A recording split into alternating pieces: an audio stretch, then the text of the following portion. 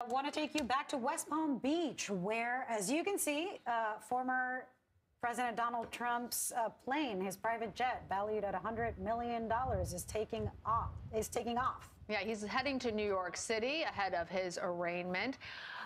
We have heard that there are a small group of supporters for the president that had gathered outside of his Mar-a-Lago estate. And earlier, when we were watching the departure of the former president, we saw him wave, though we don't actually see anybody there out on the tarmac at this point. So hard to say who he was waving at. Can't imagine that you would have any protesters allowed there, but certainly the city of New York is gearing up for perhaps protests, demonstrations, support, all kinds of manifestations starting tomorrow. In the meantime, we want to bring in CBS News national correspondent Manuel Bojorquez, who joins us from right there from Palm Beach, Florida. Manny, the former president just took off. What are the next steps in his journey? That's right.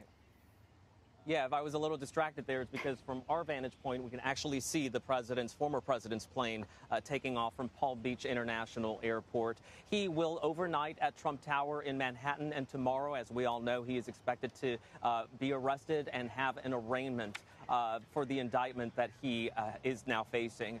As for the lay of the land here, it was about 40 minutes or so that his motorcade came by our location, where several supporters had lined this part of the causeway, and there were supporters that had lined several parts of Southern Boulevard, which is the main road that leads to Palm Beach International Airport. They cheered him on as he drove by. They have done that many times here in the last several days and weeks after the president said that he feared an arrest and an indictment were imminent. Now this is all happening. And they probably will be back here again tomorrow when he's set to return to Mar-a-Lago and then address reporters at 8:15 p.m.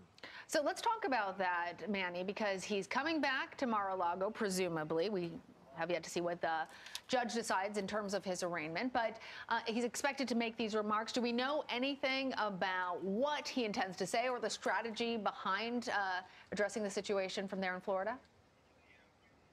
You know, not at this point. I think a lot of people are very interested to hear what he has to say because there is a chance that his attorneys may not want him to discuss any of the details of the case because it is ongoing. And there have been conversations about some of the president's posts on social media about the district attorney in Manhattan and, of course, attacking the judge that is now scheduled to preside over this case. What we do know is that he has picked a prime time slot.